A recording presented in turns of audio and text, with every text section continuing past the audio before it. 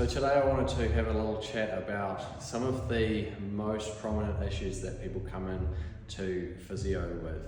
So a lot of the time people come in with back pain, with hip pain, knee pain, thoracic spine, or even shoulder pain, and it's largely generated by the fact that they're not engaging their stability system correctly.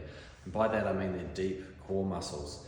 Now, from a physio perspective, this is where all our movement should happen from. If we're not stable through our foundation, then anything that happens off that foundation is going to be not optimal and cause forces that's going to cause pain.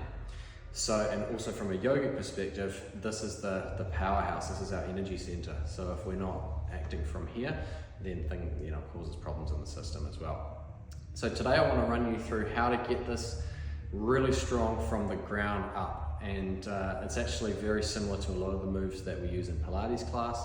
But today we're going to start off with the really simple stuff, and you can test yourself out on it and just build yourself up nice and slowly so that you get really strong through those foundational muscles, hopefully preventing any injuries and also helping to heal things in the process.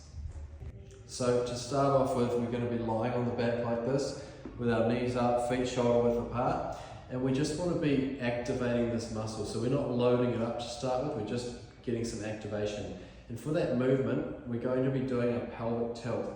So we're tilting the pelvis, tucking the tailbone under and pushing the low back down. So a good way of doing this is to pop your fingertips underneath your spine, just underneath the curve of your low back, under the muscles there, not actually under the spine itself. And then feel yourself pushing your back down into your fingertips.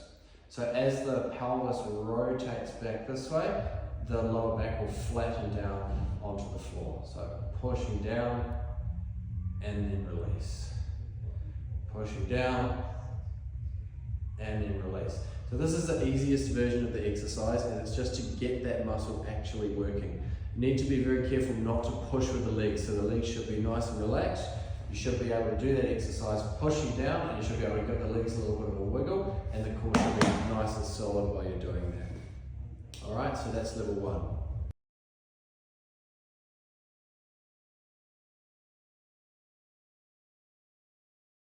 So the first progression is to push down, hold for 1, 2, 3, 4, 5, and release. Once you can do that for 10 repetitions, so 5-second holds, 10 repetitions, and it's easy, then we can start loading it up a little bit. So push down and hold for 5 seconds, and while we're holding, we're just going to lift up that right leg and place it down, and then lift up the left leg and place it down. We want to make sure that when we do that, the lower back is not lifting up at all, and that we're not feeling any decrease in that contraction there. So I'll show you one more time. Pushing down, lifting up, and relax. That's level 2. Level 3, pushing down, send that right leg long, bring it back. Send the left leg long, bring it back, then release. Okay, so we're pushing down, hold, right leg, left leg, release.